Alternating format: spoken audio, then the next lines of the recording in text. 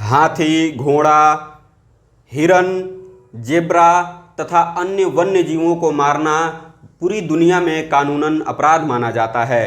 लेकिन जरा सोचिए, जब एक देश की सरकार इसे वैध बताकर इन वन्य जीवों को मारने का आदेश दे दे।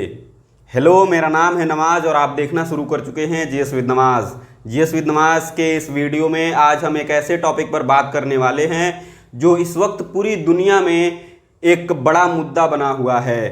पूरी दुनिया में इस मुद्दे पर बहस छिड़ी हुई है कि आखिर क्या मजबूरी रही कि एक देश की सरकार ने ऐसे 700 वन्य जीवों को मारने का आदेश दिया है और अब तक लगभग 150 जानवरों को शिकारियों ने मारकर और लगभग 57 टन इनके मांस को ग्रामीण इलाकों में बांट भी चुके हैं।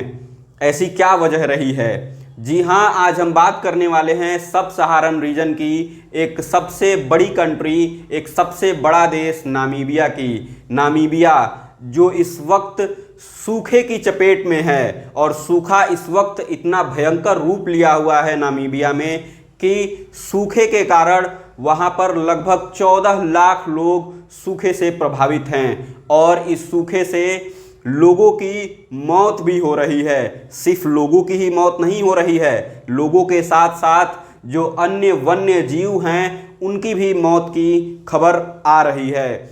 ऐसे में नामीबिया की सरकार ने एक ऐसा आदेश दिया है जिसमें नामीबिया के सरकार ने माहिर शिकारियों को यह आदेश दिया है कि माहिर शिकारियों को लगभग 700 वन्य जीवों को मारकर उनके मीट को अन्य ग्रामीण इलाकों में, सूखा ग्रसित इलाकों में बांटने का आदेश दिया गया है।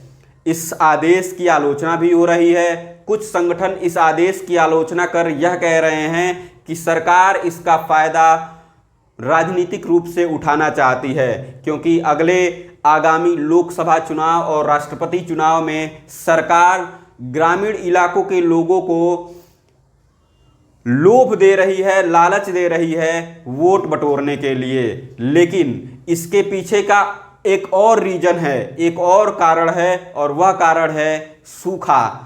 नामीबिया जहां की लगभग 92% की भूमि सूखी मानी जाती है, यानी नामीबिया में पहली बार नहीं है जब सूखा पड़ा है। नामीबिया में इससे पहले भी कई बार सूखा पड़ा है, लगभग 1991 से 92 में, 2012 से 13 में और 2019-20 में भी सूखा पड़ा था। और नामीबिया, जिम्बाब्वे तथा अन्य देशों में पिछले महीने से इस सूखा के कारण इमरजेंसी की भी घोषणा की गई थी। इमरजेंसी, आप समझ सकते हैं, इमरजेंसी की जब बात आती है यानी खतरे की घंटी एक चरम सीमा पर होती है, एक उरूज सीमा पर होती है और यही इस वक्त सूखे ने प्रकोप ढाया हुआ है नामीबिया में। नामीबिया में सूखे से लगभग 14 लाख लोग प्रभावित हैं। 14 लाख लोगों के प्रभावित होने से वहाँ की जो जनजीवन है वह अस्त व्यस्त हो चुकी है।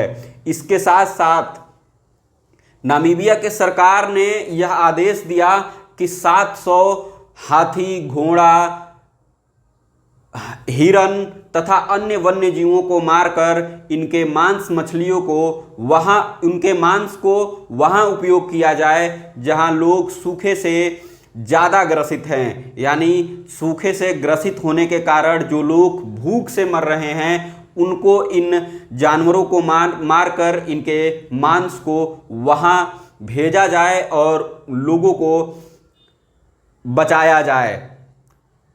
कुछ संगठनों ने इसकी आलोचना भी की, लेकिन सरकार इससे पीछे नहीं हटी। सरकार उनकी आलोचनाओं की तारीफ भी की और सरकार ने इस बात को माना भी कि इन वन्य जीवों को मारना अपराध है, गलत है। लेकिन ऐसी परिस्थिति नामीबिया में बनी हुई है जिससे वहाँ सूखा से सिर्फ मनुष्यों की ही नहीं, इंसानों की ही नहीं, बल्कि जानवरों की भी मौत हो रही है। तो सरकार इसके पीछे यह भी लॉजिक दे रही है कि वैसे भी सूखे के कारण जानवरों को पानी और भोजन नहीं मिल पा रहा है, जिसके कारण जानवरों की मौत हो जा रही है।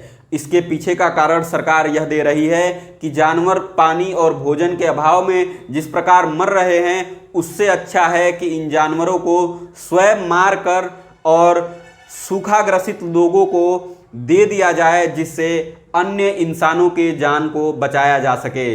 इंसानों के जान के साथ साथ अन्य जानवरों को भी उनके मांस को परोस कर, उनके मांस को भोजन के रूप में उन जानवरों को देकर अन्य जानवरों को भी बचाया जा सकता है। यह एक अच्छा कदम है, लेकिन जीएस विद नवाज की टीम ऐसी किसी भी घटना को, ऐसी किसी भी जानवरों के मारने के शिकार को वह प्रमोट नहीं करती है। और आपको यह बता दिया जाए कि इस वक्त नामीबिया में जो हो रहा है, ऐसा बिल्कुल भी नहीं है कि ऐसा होना चाहिए। आप हिंदुस्तान में भी देख रहे हैं कि गो तस्करी के नाम पर कितने लोगों की लिंचिंग हो जाती है। ऐसा बिल्कुल भी नहीं होना चाहिए। लिंचिंग से भी हम सबको बचना चाहिए। और इसके साथ साथ जो इस वक्त नामीबिया में घटनाएं हो रही हैं, वह एक तरीके से सही भी मानी जा सकती हैं कि अगर जानवरों की मौत भूख और पानी से हो सकती है, तो ऐसे में उन जानवरों को मारकर और उनके मीट को अन्य ग्रामीण इलाकों में बांटा जाता है। ऐसा पहली बार नहीं है कि नामीबिया सूखे से ग्रसित है। इससे पहले भी ऐसा होता रहा है। इसके पीछे का कारण है नामीबिया, जो एक सब सहारन रीजन की एक कंट्री है, जहां पर 92%, जैसा मैंने पहले बताया, 92% का जो भूमि है, 92% जो लैंड है, वह एरिड माना जाता है, यानी सूखा माना जाता है। और जब 92% की भूमि जब सूखी है, तो आप समझ सकते हैं कि वहाँ के हालात कैसे होंगे।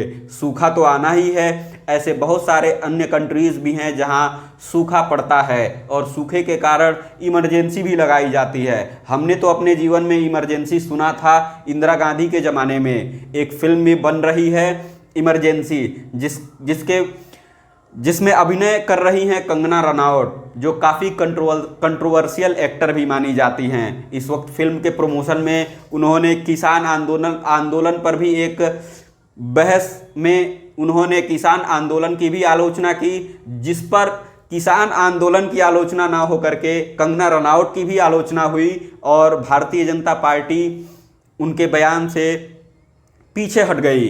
उनको एक एडवाइजरी भी जारी हुई कि आप ऐसे बयानों से बचिए। एक तरफ भारत में जहां अन्य वन्य जीवों को मारना कानूनन अपराध माना जाता है, सिर्फ भारत ही नहीं, अन्य कंट्रीज, अन्य देशों में भी ऐसे जानवरों को मारना कानूनन अपराध माना जाता है। लेकिन नामीबिया एक ऐसा देश जो इस वक्त सूखे से इस कदर ग्रसित है, इस कदर वहाँ पे सूखे ने अपना कहर बरपाया हुआ है कि लोगों को वन्य जीवों को मारकर उनको भोजन के रूप में उनके मांस को परोसा जा रहा है। आप समझ सकते हैं कि वह देश कितना गरीब होगा, वह देश कितना पिछड़ा हुआ होगा, जहाँ पर हाथी, जेब्रा, हिरन जैसे जानवरों को मारकर उनके मांस को परोसा जा रहा है। ऐसे ही तमाम अन्य वीडियोस को देखने के लिए जीएस विद नवाज के चैनल को फॉलो करना ना भूलें और हमारे यूट्यूब चैनल को सब्सक्राइब करना ना भूलें। अगर आप इंस्टा पर हैं तो जीएस विद नवाज चैनल को फॉलो करिए, हमारे चैनल को लाइक करिए, सब्सक्राइब करिए और कमेंट में यह बताना ना भूलिए कि आपको यह वीडियो कैसी लगी। आगे ऐसे और भी वीडियोज़ आते रहेंगे। देखते रहिए जीएस विद नवाज। तब तक के लिए धन्यवाद।